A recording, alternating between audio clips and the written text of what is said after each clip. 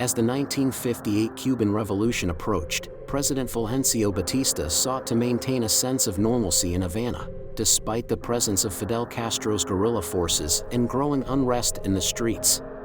In an effort to keep the city's lucrative tourism and gambling industries thriving, Batista aimed to turn Havana into a Latino version of Las Vegas, attracting wealthy American tourists with high-stakes events such as the Cuban Grand Prix. The first Grand Prix had been held the previous year along the Havana waterfront and had been a major success, with Juan Manuel Fangio, a 5-time world champion, taking the top prize. However, as the second Grand Prix approached, tensions were high and the event did not go as smoothly as planned. Juan Manuel Fangio returned to defend his title in the 1958 Cuban Grand Prix, accompanied by other prominent drivers such as Sterling Moss. As they prepared for the race, they were housed in the luxurious Hotel Lincoln in central Havana.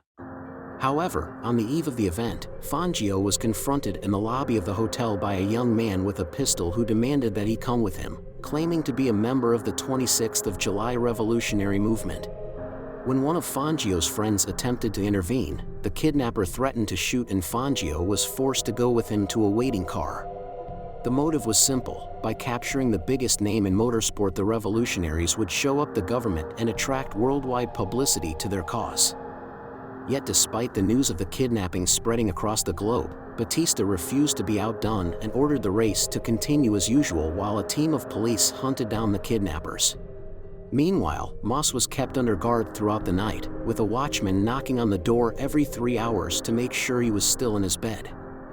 "It was a very disturbing night," he recalled. Fangio told the rebels, "You mustn't take Sterling because he's on his honeymoon," which was a lie, of course, but nevertheless was very decent of him. In an unknown location, Fangio was taking it all in his stride and was being treated to a slap-up meal of steak and potatoes before sleeping like a blessed one in a well-furnished apartment.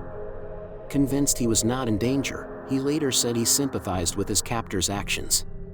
"Well, this is one more adventure," he added. "If what the rebels did was in a good cause, then I, as an Argentinian, accept it."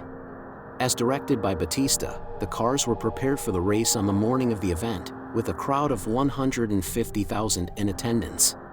Maurice Trintignant filled in for the missing Fangio at Maserati. By this point, Fangio had been released and even received an apology from Castro's representative, Faustino Perez, and been given a radio to listen to the race. However, Fangio declined, saying he was feeling sentimental and nostalgic. It's possible that his emotional state could have been further tested had he known what was happening on the track. The race began with Moss and Gregory in the lead, but soon the track was covered in oil, causing the cars to dangerously veer towards the barriers. Initially, the organizers suspected that this was another act of sabotage by rebels, but it was later determined that Roberto Meyer's Porsche had a broken oil line. On the next lap, disaster struck. Local driver Armando Garcia Cifuentes lost control of his yellow and black Ferrari and went head-on into a bunch of spectators lining the circuit. Over 30 people were injured and 7 killed as the wreckage took out a makeshift bridge and flew over the crash barriers. Porsche driver Ulf Norden stopped on track and attempted to help. "I couldn't even see the Ferrari," he said. "The bodies were piled all over. I was waiting in arms and legs." Moss, unaware of the extent of the tragedy, continued racing against Gregory at the front of the field and went on to take one of the most bizarre victories of his career.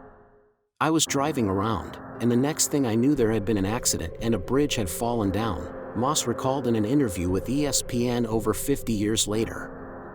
"Well, I say a bridge, it was more like a couple of bits of wood with ladders either side, but nevertheless the red flag was out and everybody started going slowly. At that time, I was dicing for position with Maston Gregory, although we weren't really racing because you don't race at the beginning of a 500 kilometers Grand Prix. So he was in front for some of the way, then I was, and then he was when the accident happened. We came onto the start-finish straight with him slightly ahead and I could see the finish line coming up, so I snuck it back into second gear, put my foot down and went past to take the win. When we stopped, he wasn't too pleased and said, 'Now listen, I was in the lead all that time.' And I said, 'Well, yes, but not when we passed the finish line.' I knew that the only person who could issue the red flag was the clerk of the course, and he could never have waved it from the bridge, so that one had to be an unauthorized one. The clerk could never have got there so fast from his usual position on the start-finish line. So I said to Maston, "Look, keep quiet. We'll pool our prize money together and then split it."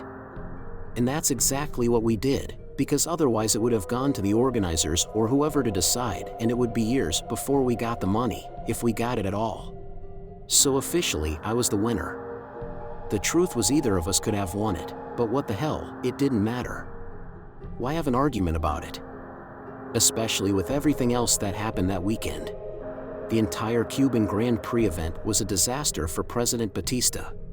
Fangio was handed over to the Argentine embassy soon after the race. The kidnapping of Fangio and the deadly crash during the race brought worldwide attention to Castro's revolutionaries and led to criminal charges for those involved. Cifuentes was charged with manslaughter while receiving medical treatment in the hospital, and person or persons unknown were also charged with the kidnapping of Fangio. The events of the race ultimately caused significant damage to Batista's reputation and government. By the end of 1958, Castro's revolution had succeeded, and motor racing did not resume in Cuba until 1960 at the Camp Columbia military airfield. The main event was won by Moss, but it was marred by the death of Ettore Chimeri, who crashed his Ferrari through a barrier and fell 150 feet into a ravine. He later died in the hospital. In the years following, organized motor racing was discontinued in Cuba due to the communist regime's view that it was too bourgeois.